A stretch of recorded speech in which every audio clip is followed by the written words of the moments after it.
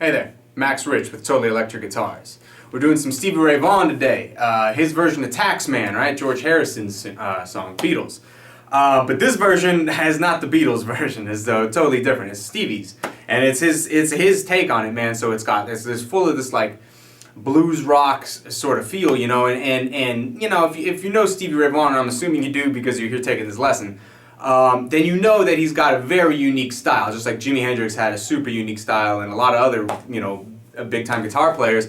They stand out amongst the crowd because of their unique style, and because of how they play. And if you're unfamiliar with some of Stevie Ray Vaughan's techniques and his way about thinking about the guitar, that's what I'm here to show you. And just simple little examples. I'll just tell you a couple straight off. Is you probably saw me using my thumb. Right, like that. That's a real common thing. Stevie Ray Vaughan had huge hands, just like Jimi Hendrix.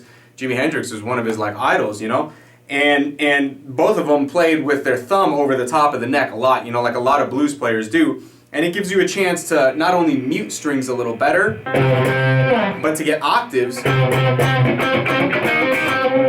and also to get bass notes while your other fingers are doing maybe something a little more complicated. So, playing with your thumb over the top of the neck has its definite advantages. And then in addition to that, his style of rhythm is something that's like, really not necessarily overlooked, but I think misunderstood. He had an amazing sense of rhythm and time and feel and how the three interact with each other and with the band in itself. And you could really feel that in this, which is kind of like, as far as the rhythm section goes, is kind of like, just a mid-tempo sort of like a rock beat almost. But he takes this this triplet feel and injects it all the time.